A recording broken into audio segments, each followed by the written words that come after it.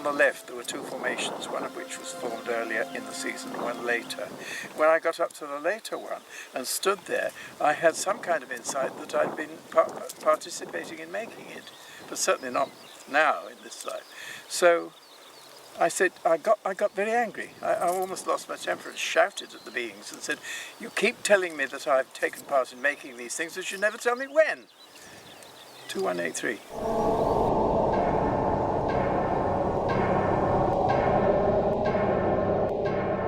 That time, it was in the late 70s, I studied a lot of work of Wilhelm Reich and crystal grids and a lot of other stuff, and at one time in my home, half a dozen books have been laying open on the floor at the right page, and I could see the interconnection between the different scientific stuff, and I had the question, Willy, so Wilhelm Reich, please give me a sign if I really found what was your last finding, if I really found it also. And a white ball of light was rushing through my room, through me, and you can imagine I was quite shocked. But I found out that these balls of light of 20 years ago have to do with the balls of light which are seen in the crop fields.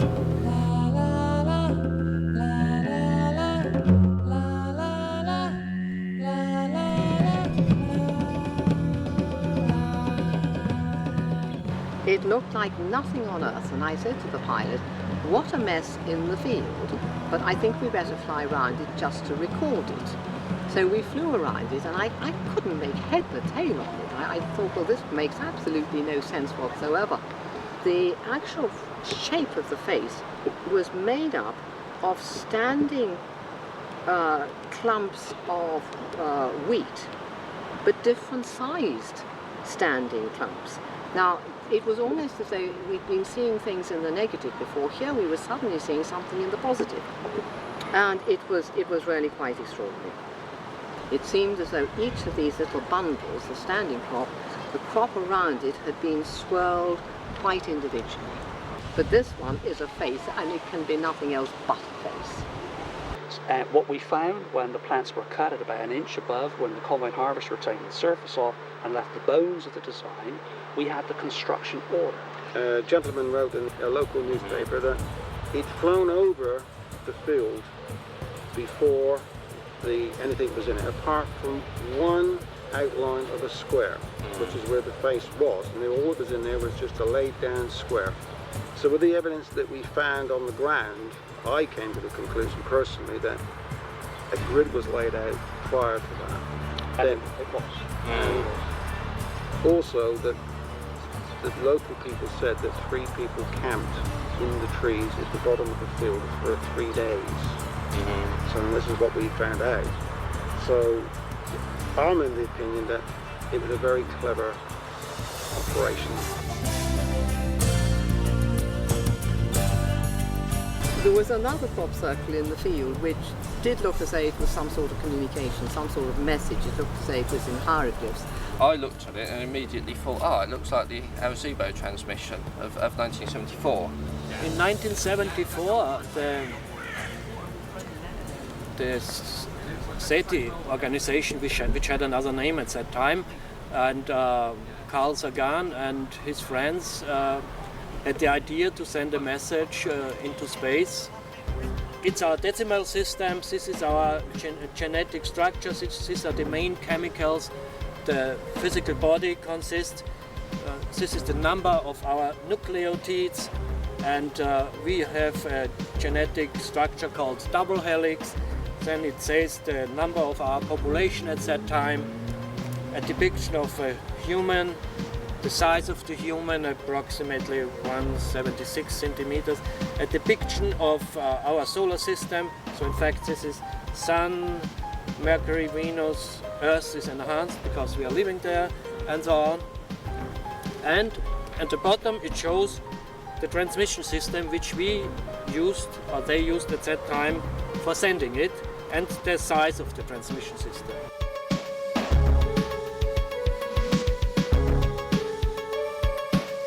We got a very, very interesting answer. In short, they tell us, okay, we know your decimal system, our body chemistry is quite the same with slight differences, we also included silicon within our body chemistry. The nucleotides are somewhat different. What is of big importance, they have not a double helix, they have a triple helix.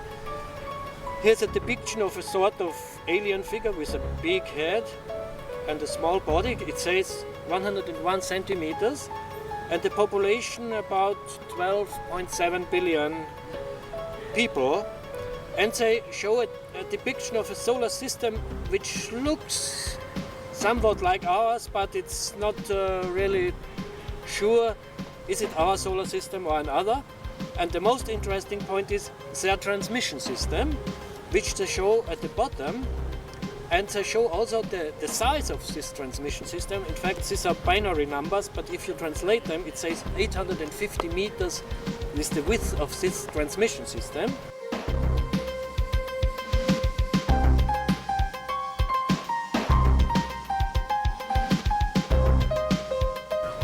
The very interesting point is, this is an abstraction of the crop circle we got 1 year before in Chilbolton again, and we got it in 85 meter size. So they scaled it down 1 to 10, and 1 year before the answer they told us about their transmission system, which we could only decode 1 year later.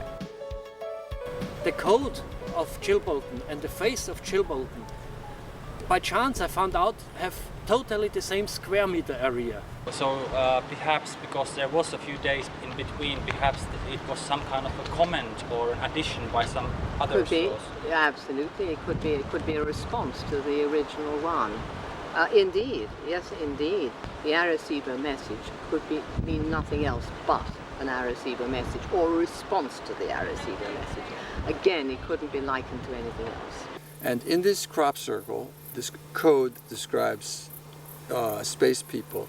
There's a different kind of DNA, it says, in the code for the space beings and us. It's very close to ours, but it's different.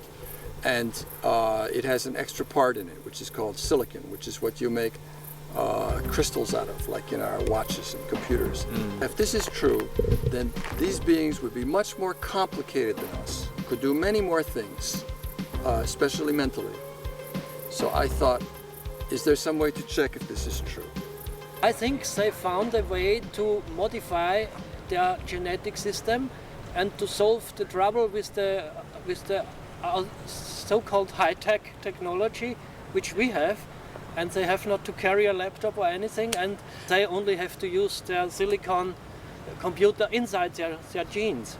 Then I found a professor, Corrado Malanga, from one of the universities in Italy, who's a chemistry professor in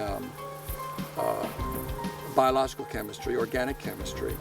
And he was very interested by this formation, and with some of his top people, they had some very complicated computers. They put the computers together with all the information from that crop circle about the chemistry and the DNA and how it's put together and all that. And they ran these 3 computers that were together, and it took the computers 3 days.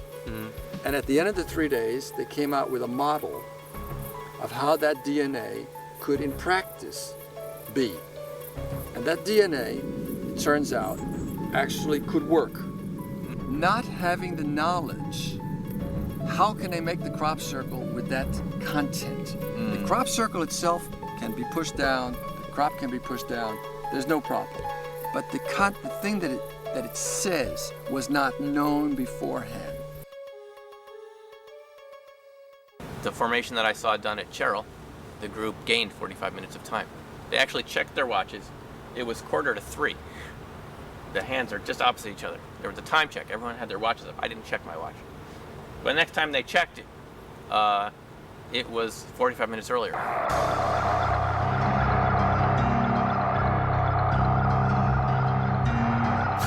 And they get the feeling like they've been there before. What do they call that word? Deja vu, isn't it? Yeah. That they've been there before. And I asked for a time check, and I'm getting like 3 o'clock, 5 to 3, okay, cool. And then I look up, and the redness across the horizon is gone, and there are clouds overhead. And I go, whoa, hang on, that was just red. And there's clouds overhead. It's just changed. It's just like immediately, bang, everything's just changed. You know, in the morning we finish and our clocks are still synchronized to everybody else's. Yes, that's what I meant. But we got an extra hour to complete the circle. Wow. And the problem with time traveling is that it creates some paradoxes. The typical classical paradox is that consider a time traveler travels into the past and then for some reason or another decides to murder his parents or one of his parents, which would lead into a situation where this time traveler couldn't be born at all, so he wouldn't be able to invent the time machine and he wouldn't go into the past, so he wouldn't kill his parents, so he wouldn't be able to create the time traveling device after all. So it creates an infinite loop of choices which doesn't make any sense, at least in our conventional way of thinking. To me, time doesn't exist, you see. I see it as the past, the present and the future.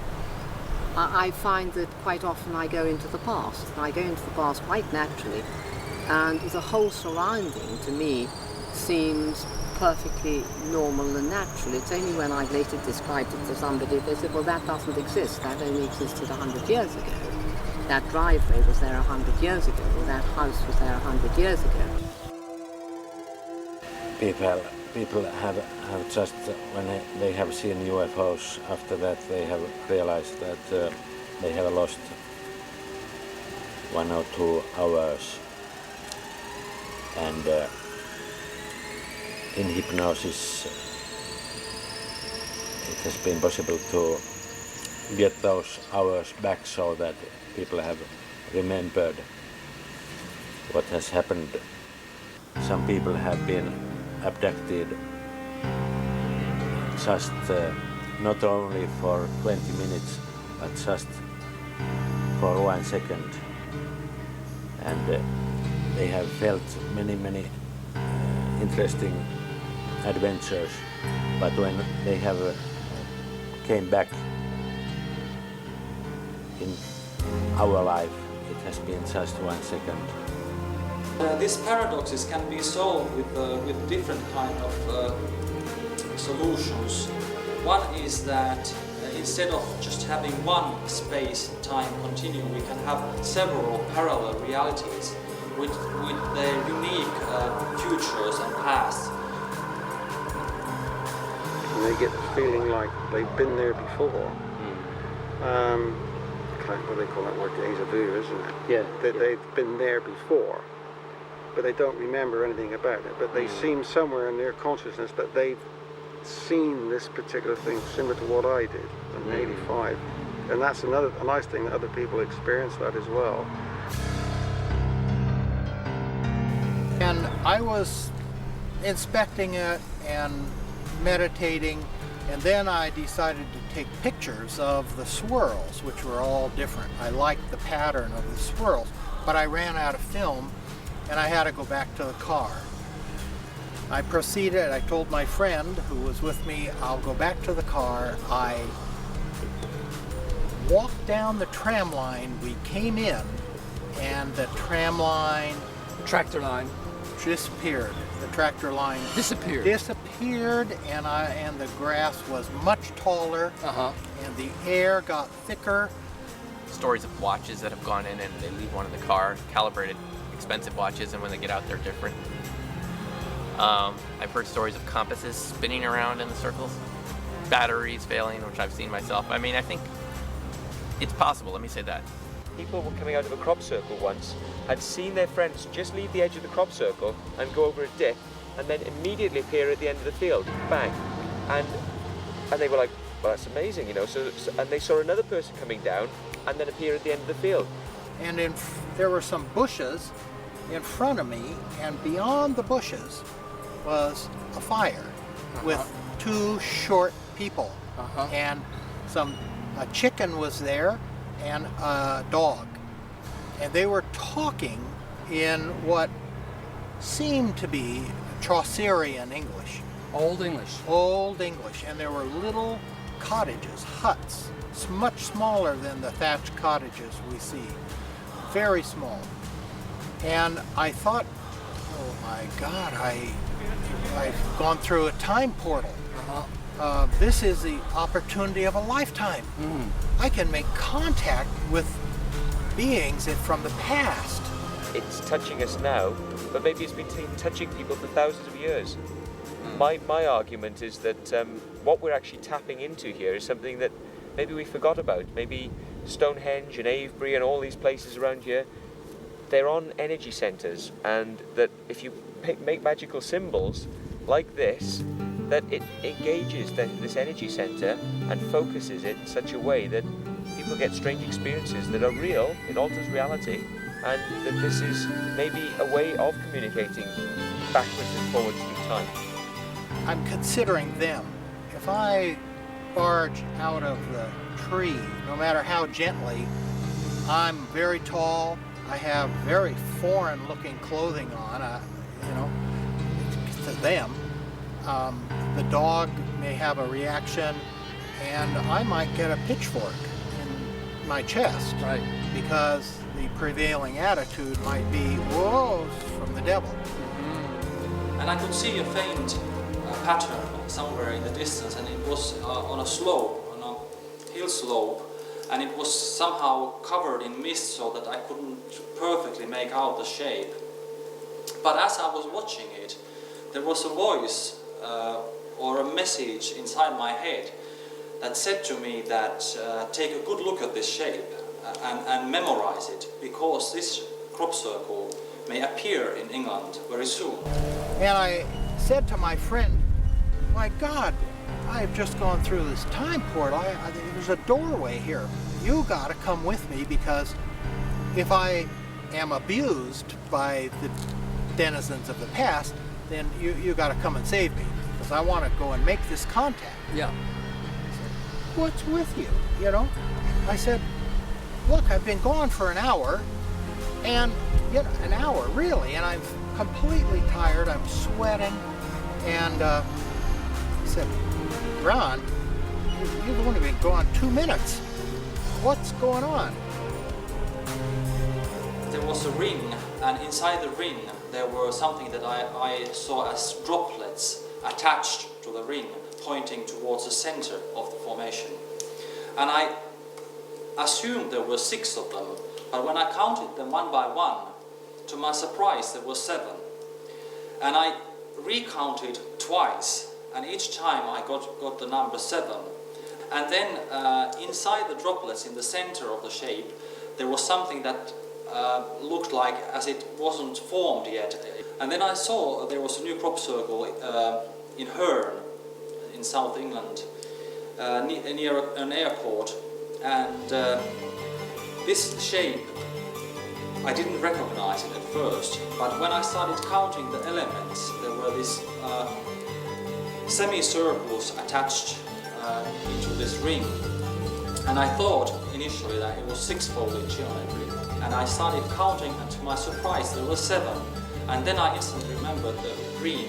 And when I looked at this formation again, I became quite certain that this was the crop circle that was kind of announced to me in the dream.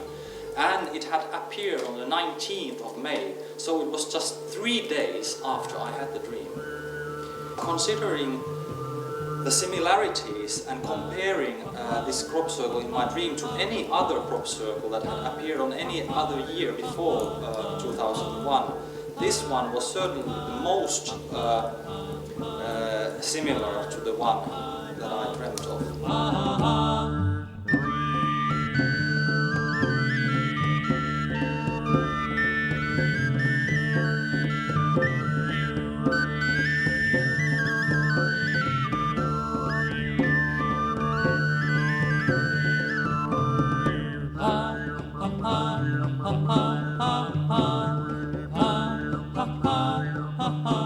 We're looking at something like, what is it, 5 point something or other billion people who really have one little interest, perhaps a flintsing interest, but certainly haven't a sufficient motivation to do anything about it. In other words, it's something that just is on the landscape of their day. What separates that group, which is the majority, to those that put themselves out and are dedicated, are fired up to do what we are doing? The question is, what makes that difference? Why is it that a switch is thrown in these individuals compared to the others? Well, there is a point of view that says that this group of individuals, born to carry out a particular function, are indeed, their souls are committed from the future to adjust the now for the future. You could say that if you remotely view all aspects of life as they exist at this very moment, and this is done, it's been done by the CIA several times, and I'm sure other intelligence agencies, they bring together remote viewers, people that have this ability to remotely view distant places and distant times. And if everything exists in the future without change or modification based upon what is happening today, everything that exists, there will not be a future. And the remote viewers have already seen that day. They have gone forward and they say, at this particular place, there is no future. But it is possible in the future human beings manage to transfer themselves into plasma balls, losing or leaving behind their physical body and traveling into the past to make crop circles. And why? Perhaps to cause some changes in our consciousness in a very subtle way that doesn't force us to change our views or force us to take certain actions, but very gently through these hypnotic geometric shapes invite us to change our way of thinking, and which might be essential to turn our history and to even save our planet from destruction. And is it toward 2012? It's in that period. Yeah. It's in that period where we say, well, all the doors closed there because the ecosystem can't support it. Mm. Right. But the theory goes that there is a group of individuals, probably in the thousands, that are here today, that are working on certain elements of life, that they are trying in their own way, and even not even consciously aware of it, that are trying to influence a larger group of individuals to change the course of the future. So you change the course of the future by changing what we do, the way we think. And what we think that turns into actions is what changes our future. Mm. And people from the future are here now trying to adjust that trend.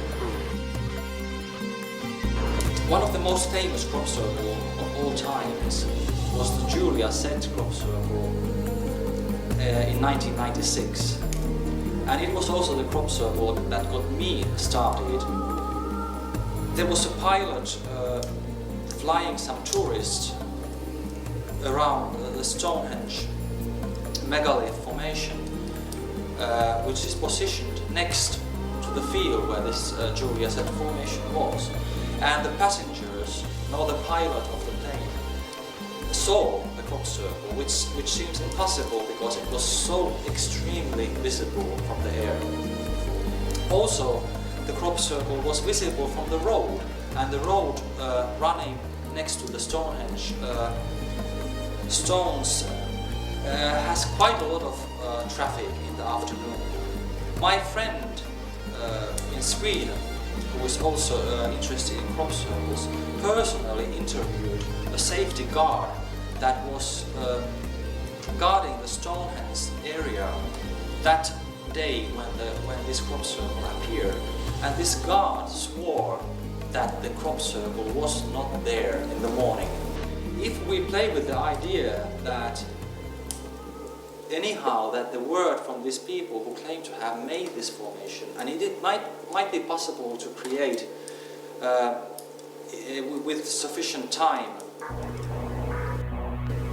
then what should have happened was that these people somehow, while they were making the crop circle during the night, were taken to a parallel reality and taken back after they had finished the crop circle, and in our reality the crop circle was not visible. And then it was just somehow revealed in the afternoon when nobody was watching.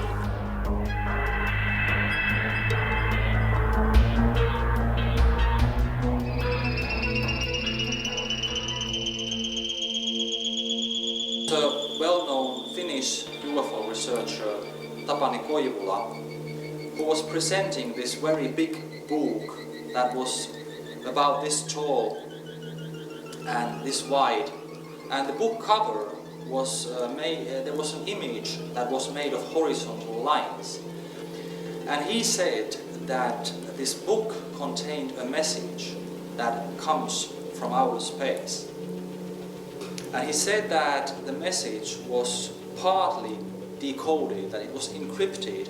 Then he also said that the message is about the new sun. And in his place came a woman, an unknown woman to me, and she said then that what she's about to tell comes from the Mayans, or at least is related to the Mayan Indians. And then she disappeared, and in her place appeared this huge snake, a serpent that had black and yellow stripes.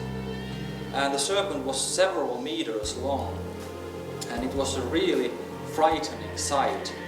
The serpent had a very big head with a very big reptile eyes, and it really looked threatening.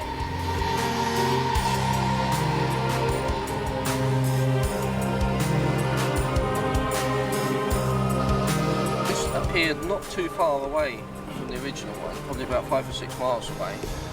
Also in the vicinity of a radio transmitter, which was just off the edge of the field. Again, when I flew over it, again you couldn't see a face in it. I couldn't immediately see that it'd been smashed down with planks or whatever. It did have a different feel to it. I thought the lay was very impressive. I thought the design was extraordinary. He or it, whatever, coiled around me as a spiral or like a kind of a screw, and went through me. And when the snake did this, I felt this tremendous feeling of being energized. It was the next day that I received an email message that told me about the Crabwood Formation and suggested that I take a look at it. The main shape, the face part, was made of horizontal lines like the cover of the book, and the proportions of the crop circle were the same as the proportions of the book. The first thing that intrigued me was this particular disc, which looks like it has some sort of code within it. And when I zoomed it up on the computer, you actually find that from the centre it does actually spiral out. So instead of being consecutive rings of dots, it's actually one long string, as it were, coming out with like little beads on it as it spirals round. And when you consider it was a wheat field, which is yellowish in colour, and the shape comes out as the contrast between the yellow crop and the darker crop that is standing up. It is like a black and yellow striped serpent that is coiled as a spiral. The lay in the face was totally different to the lay in the disc. Now, the lay in the disc, again, was remarkable. Looking from the physical level, I've decided that it would be almost impossible for anybody to have constructed it on the ground. 8 bits, as it were, indicated to me a byte in computer code. So you can then break it down into chunks of 8 and decode it. And what happens is the way computers transmit data, in order to represent sort of human character sets, the alphabet, we use a thing known as ASCII. And it's this particular code, so it represents each A, B, C, D will represent a particular ASCII code. So for instance, if you wanted to represent a capital A, it gives an ASCII code of 65. And 65, when translated into binary, you get the little dots and zeros.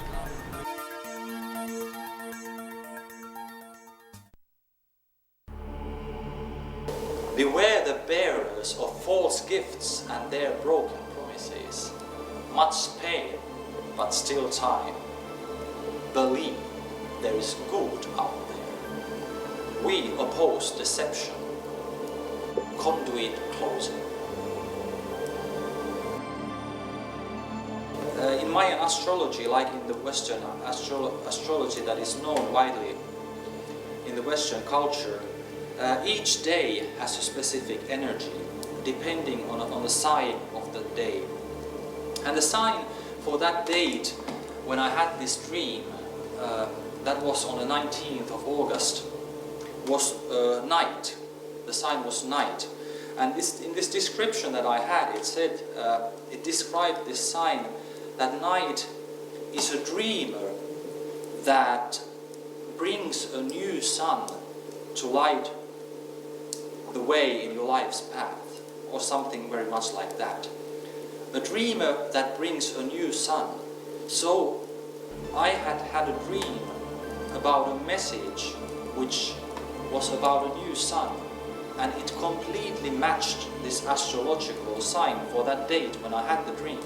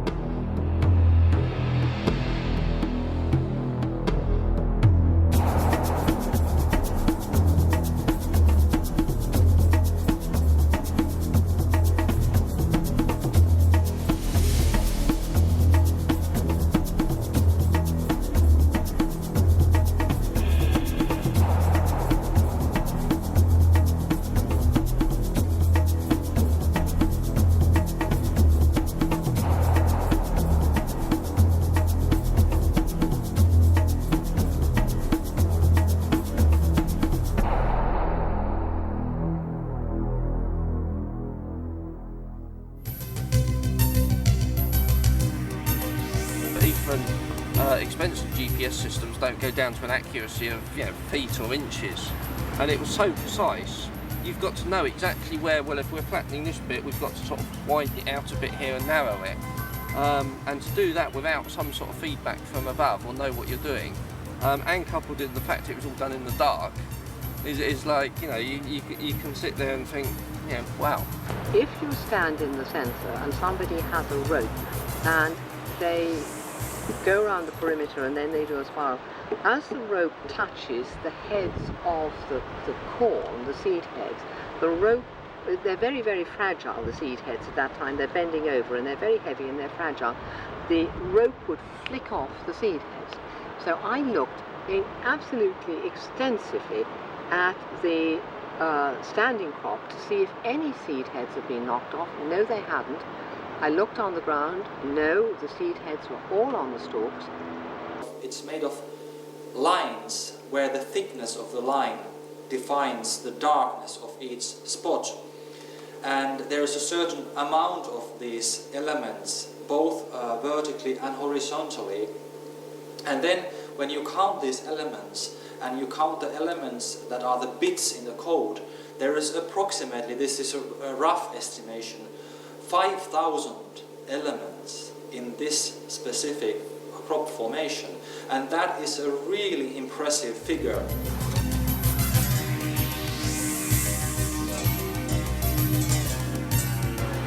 As you know, those formations appeared ahead of the new movie Signs from a Disney movie with Mel Gibson. I know. At that time, I was supplying, as Ghostbusters, information to Disney for that movie, and that their suggestion was that they should mobilise teams, one from England and a number of other parts of the world too, to install certain types of patterns that related to ET that the public would see and would be fired up with, that the media would really latch onto, and they were going to use this as a platform for the movie Signs. We were told, several researchers were told, that last year 2 faces would appear using similar construction methods to the people used to make the faces at Chibok Crabwood. And we went to where we knew one was going to be, and indeed it was there. And in another part of the country, 2 faces, identical in one film. But those 4 faces have not been promoted. And one element is not very big in this formation, so actually 1 minute is quite a lot of time for making this element. And when we calculate it from here, we get 10 elements in a minute. If there are 10 people, 1 element for each person. And that would give us 60 times 10 elements in an hour. And that is 600 elements in an hour. And if we have 10 hours, we would have 6,000 elements. And if it had about 5,000, so it could be done in following this logic. Farm late, when he went into it the morning, he was in very early, the morning of the 14th. There was only that little top bit completed, and the disc wasn't there. When I interviewed him, he hadn't been back into the field since the first time he'd been there. So I said to him, with the farmer's permission, I said, listen, would you be kind enough to repeat exactly what you did the first morning you saw it? So he did. He walked along the top here, and he said, oh my goodness. He said the rest of the grid wasn't there. I would think it is possible, using advanced preparations and good equipment, to make this kind of formation over 2 nights at least. The research hasn't verified that it comes from the space, but this is a bit of information that was in the dream, and the other pieces seem to be correct.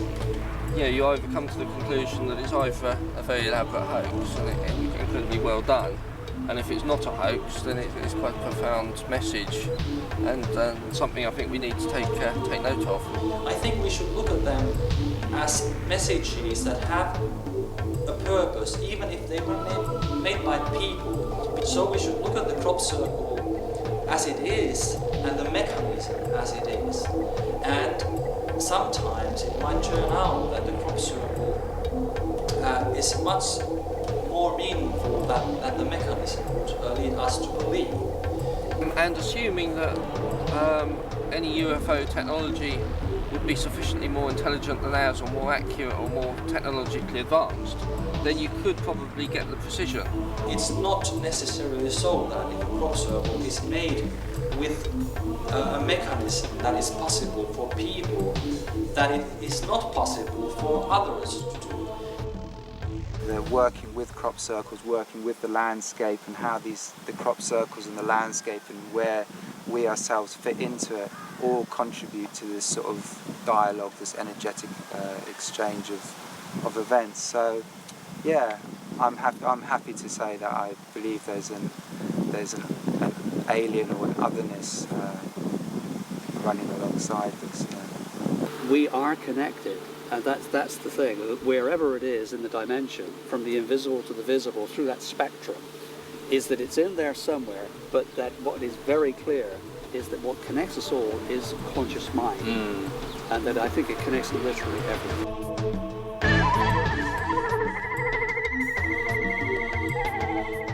I don't believe we are alone in this enormous universe. There are many other universes, many other solar systems. I also believe that there are parallel worlds, other dimensions, and I'm very happy with all that sort of belief. And we have 400 witnesses. We have hundreds of hours of videotaped interviews with astronauts, cosmonauts, generals, admirals, all this, that say, look, I'm going to die in a few years. Even though I was threatened, I got to tell my story. And they tell the story. There are too many vested interests. It's not a simple thing. It's a big, big power thing going on. And it isn't our agenda. We try to push the timetable, say humanity should know. But it isn't our agenda. It's theirs.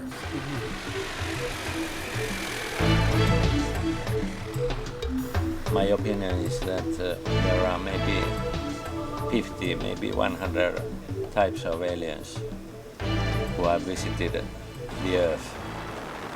If I think about those hundreds of cases, the most positive messages have been the messages which have talked about spiritual development. Human beings must develop their spiritual level to save this planet. There are figures that are not quite solid, and they come and it's just like a gift. It's amazing. I think if we do this often enough, we will be given evidence, more evidence to share, but it's their agenda, not ours. In 1999, I had an interesting experience. I was in the crop circle area, and my friend Mira is her name. She said that she managed to get in contact with her friends somewhere out there, and they said few things to her, that there would be a UFO on the sky around 11 p.m. that night, and there would be a new crop circle, very likely, and there were 4 possible locations for these new crop circles to appear, but it hadn't been decided yet which of these locations, if any, would be picked. Unfortunately, the predicted UFO sighting occurred while we were driving, and we didn't have a visibility to the sky, but many other people saw it, and it indeed happened around 11 p.m. like Mira said. I was with Ed Sherwood and Stephen Greer in a crop circle at Tawsmead Copse, Eastfield, Alton Barnes, and these balls of light were over the copse and kind of moving, very curiously moving. Yeah. And when I put my attention, and others, on the light, it was in us, and the lights seem to be intelligent beings without will. They have no will. We have will.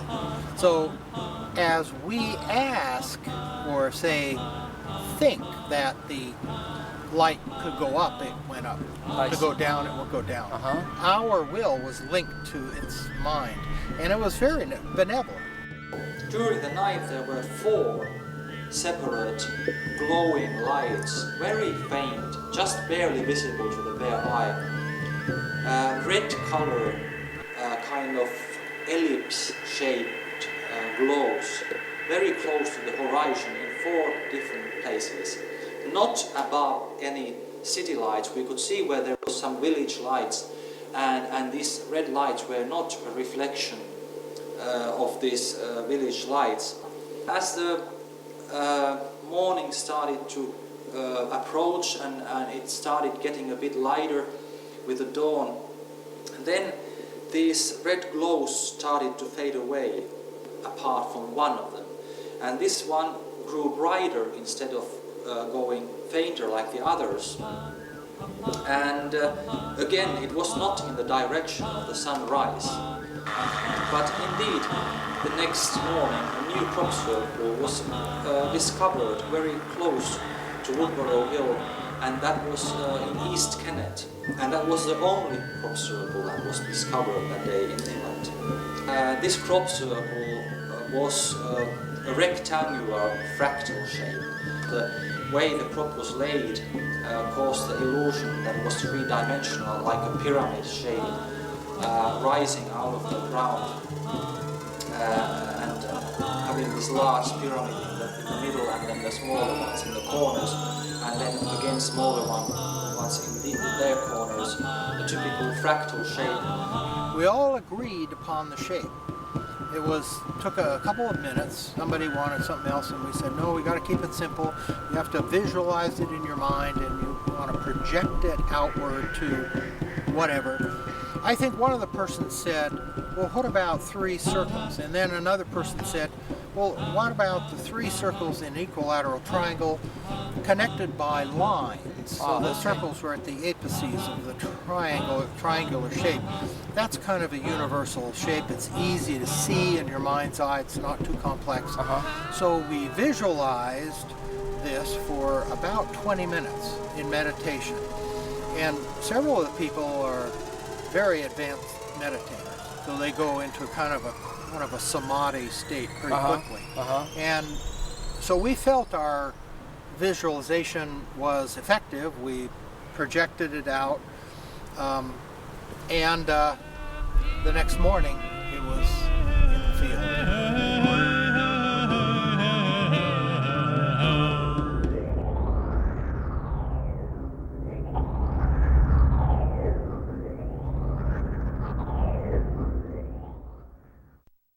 It has a sort of hidden watermark, which I call it. It's a perfect three-dimensional fractal hexagram. First I found out if I put 2 faces close to each other, it also fits to the structures before, and several more things. It tells the core riddle of our physical universe, because what Kepler called stellar octangula, he found also a lot of things, and I call the 3D fractal hexagram is in fact the main structure of this energetic grid behind the physical universe, from microcosmic to the most immense macrocosmic structures. And the crop circles are using these geometric structures also on the physical level. They show us, in fact, these hidden structures. For me, the most amazing thing was if you go to the center of this rectangle and connect it with the center of the disk, you get a line. If you mirror this line, you get the exact slope angle of the Great Pyramid. This was for me the most fascinating thing. By studying these Egyptian-looking crop circles, we found a lot of main functions of the pyramid. It sounds barely believable, but we have so much proof from different sides which support each other that it's a fact. This wisdom is coming from the peak of this culture, about which Egyptology nearly knows nothing. And with the knowledge, which is partly hidden within the crop circles and has to do with the research I have done 25 years ago, it has to do with sunspots and different other things. With this knowledge, it is possible to switch on the energetic grid, which in fact is the important thing behind the physical pyramid.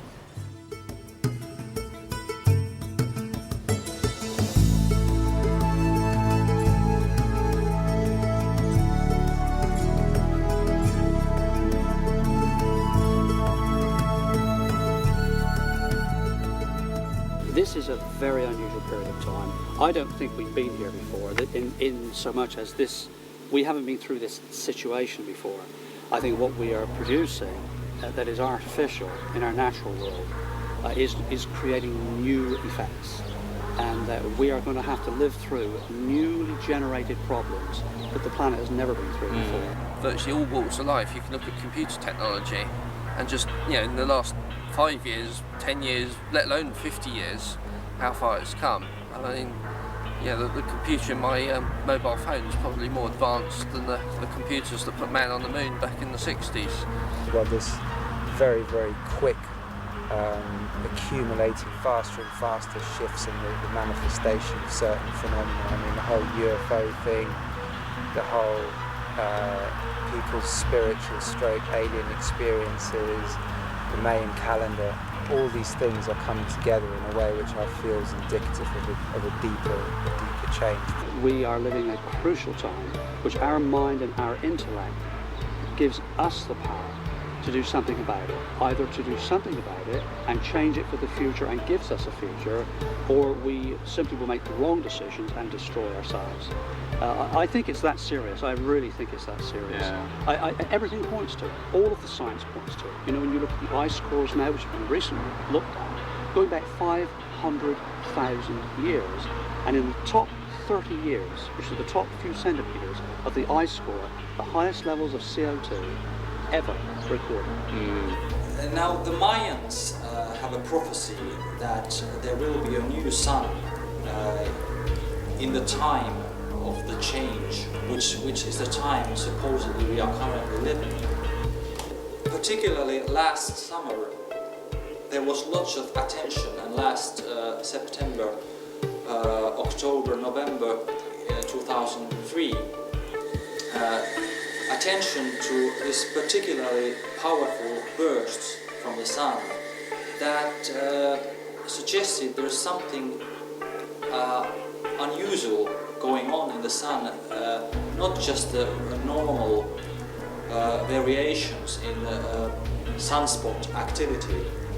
Some scientists now discuss the possibility that the greenhouse effect, the change of the temperature on Earth that is rising, might not be caused by the greenhouse effect after all, but actually because of the changes in the sun, that the radiation of the sun is really intensifying so that it is rising the temperature and also exposing us with the higher levels of ultraviolet light and maybe some other forms of radiation.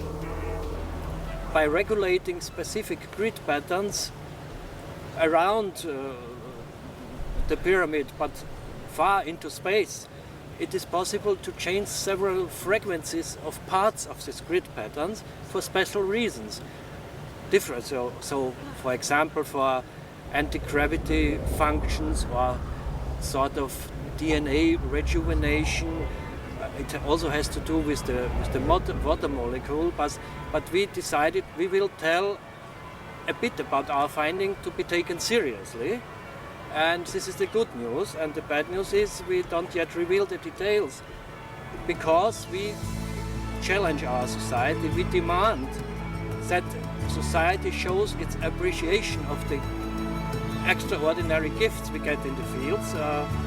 We demand from our mass media to change its policy, not only to tell nonsense. We demand from our cultural society not to look at this phenomenon as childish graffitis. In fact, we want that society as a whole shows its appreciation by helping to manifest the world's first drop circle museum. Our technology right now is based on combustion engines and fossil fuels and other even more dangerous forms of energy. Wouldn't it be great if we didn't need to use those forms of energy? We could basically tap into the Earth directly, maybe like Nikola Tesla was doing, and we somehow do it through crops. And that's why I'm excited about this whole area of research, because I think that it's going to lead to breakthroughs. If you're on road and you want to go across the mountains, you've got a finite constraint. If the car has got maximum 100 miles an hour or whatever, and you can go up and down bends, or you can only turn corners at a certain speed, it will take you X amount of time to get there. But if you can actually step out of our dimension, as it were, and go into the third dimension, which is effectively getting into a plane or a helicopter, you can effectively bypass that. Now, you're not actually breaking any laws of physics or whatever, you're just going a different method. If you take the analogy as one step further, if you could step out of our sort of 3D space-time and go into the fourth dimension, you could effectively go faster than what we perceive as our speed of light, but it's not actually breaking the laws of physics on a universal scale. So I think you can possibly utilise these energy lines or stargates or whatever, and possibly travel great distances.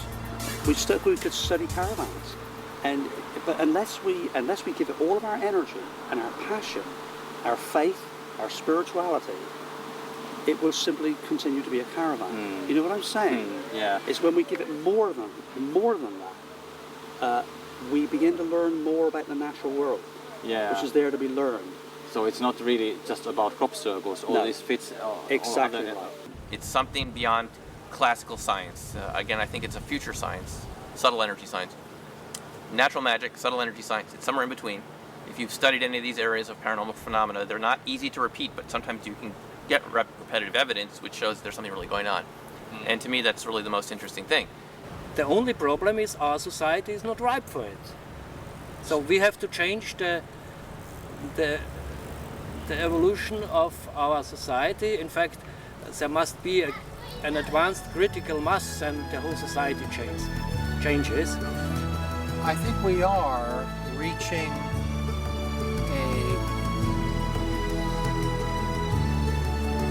a 100th monkey kind of point. A point where everybody's going to say, well, hey, it's not just science fiction. Besides, I saw some stuff and my granddad told me about some stuff and my grandmother could heal me by talking, and they'll begin to put it all together and realize they're living in a magical world. It's not just mechanical. We're in a kind of a tyranny of mechanics, but the rush for great technology, I love it too, but you got that subtle stuff doesn't work with this technology. Just now, the most important reason for crop circles is that they stop the people to think about the situation of the world. I feel that when we are a part of Western civilization where people are always busy and they must be more and more effective in their work, it's very, very important that people just stop. A simple circle in a field of our food caused us to wonder what we were looking at. Yeah. And the fact that we did that, and many others have done the same, is we've come to examine ourselves. We've come more to examine ourselves, in a way, than the crop circles. It's put down conduit closing. It's almost as if, well, this is the final message. If you don't get it this time, then yeah, basically this is the message and deal with it. Yeah, sort yourselves out and learn what's going on, or yeah, learn to live with each other or whatever. We can go out privately or in a small trusted group anywhere in the world and make contact. If you're sincere and you drop your games and you don't have weapons and you don't have cameras, you don't need a priest to go through or a rabbi. You don't need it. You can do it yourself. I mean, that's who we are. Everyone was right in a sense who was participating in this early research. It's not that it's this or that, one thing or the other. It's a blend of things. There is a natural phenomenon, and there are people who are making the designs. They're all real in the sense they all create real effects. I mean, to me, if it can destroy my batteries, it's real. Yeah. That to me is the definition of real. Case closed.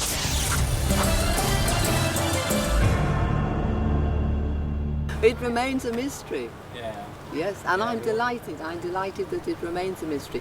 Yeah, maybe that's a good point to finish. Because think how boring life would be if we had the answer to everything. We'd get lazy. After all, Thank I'm you. finished. Thank you. Thank you.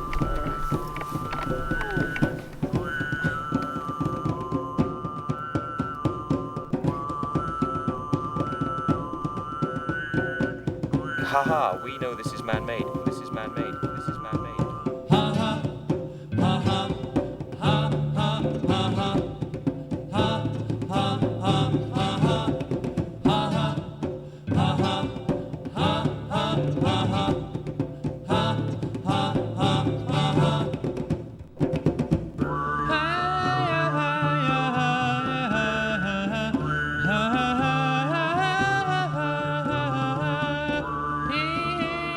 Get the feeling like they've been there before.